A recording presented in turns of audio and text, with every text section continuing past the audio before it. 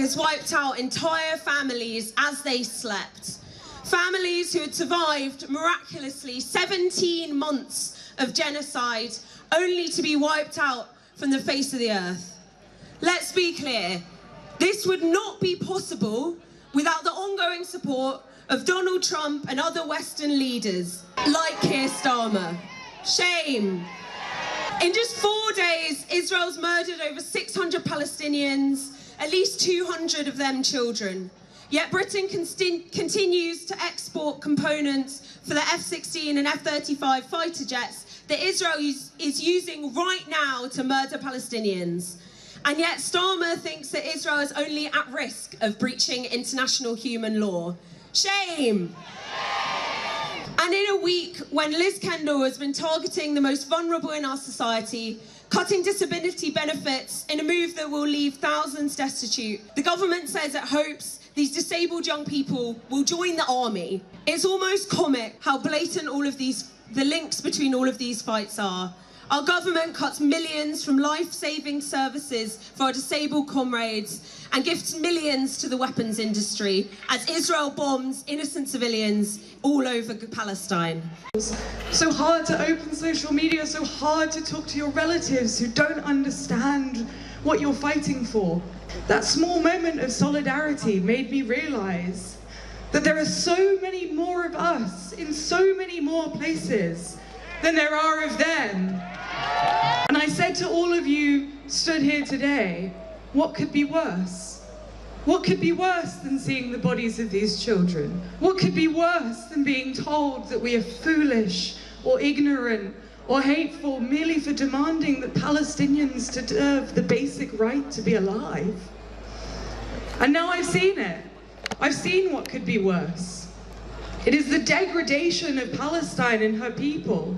It is the reduction of Palestinians not only to numbers and to statistics and to arguing points, but to faceless bodies, to lumps of flesh on social media, to be denied the dignity that we all deserve in death. I want to speak a little differently today. I want to speak to us in a wide sense, but in front of the cameras and in front of the Israeli embassy. And while protest is a crucial pillar of this movement, I want to speak about what we need to be working on just as hard alongside it. Now we're on the other side of this ceasefire with over 700 dead, 200 of them children, and clear signs that the ethnic cleansing of Gaza is being prepared for alongside the annexation in the West Bank. We have to be working to think differently. There has been a massive shift of consciousness over these last 17 months. We've gone from a world in which the word genocide was used uncomfortably to a world in which, for many, it has become incontrovertible. And phase 2 of this, it has already started, which is to say, of course, it never stopped. The question for us is, how do we stop it?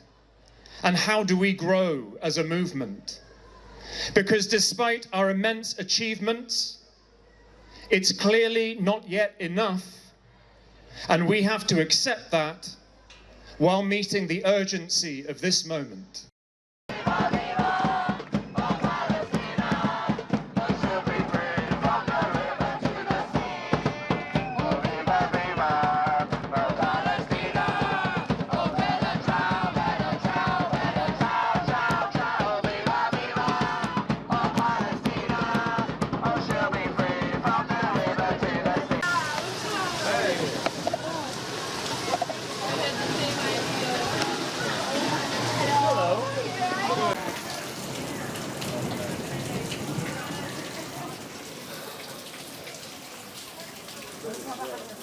My name is Emily Stevenson and I'm a member of the organisation Ahmad, which is a group of Jews in the UK who are working to end our community support for Israeli occupation and apartheid. Came down today in first because I was asked to be the Jewish Bloc speaker for the day and I thought it was important to get my message across. But also I came down, fundamentally because I stand in solidarity with the Palestinian people and I'm heartbroken and disappointed and unbelievably upset to see what is being waged ostensibly in my name as a Jewish woman. And also I've come down to show that actually, the Jewish community should no longer be used as a fig leaf by the state of Israel and by our government to justify their support for this genocidal regime. Yeah, so I actually had a speech planned today that was prepared and I was going to speak about, history of organising and activism, but with everything that we've seen unfolding, especially since Tuesday with the breaking of the ceasefire, I just didn't really think that my words could do it justice. So I just got on stage and I spoke about the fact that it has actually been just heartbreaking, just unbelievably sad to see everything that is being done, again, like ostensibly in my name. Yeah, so in terms of the ceasefire breaking, I mean, it's a difficult thing to talk about because obviously even when, the ceasefire was in effect, there was still enormous violence being enacted upon Palestinians in the West Bank, especially in places like Musafir and in the north of the West Bank in Jenin and Tulkarm. But, this new breaking of the ceasefire in such a dramatic way in Gaza, I think really portends something just truly horrifying. I think, Trump's rhetoric in the US and kind of the rise of internationalist fascism globally has really emboldened Netanyahu, but also, other members of his cabinet like Smotrich and Ben Gvir and the new defense minister Katz to just kind of go all in on their genocidal rhetoric. They're saying the quiet part out loud now because they feel as if they can, They're not facing any opposition to it aside from this organising that we're doing now. I think we have to have hope because if you don't hope, that's how you end up despairing. And things are awful, things are absolutely terrible. But, I quoted Gramsci in my speech.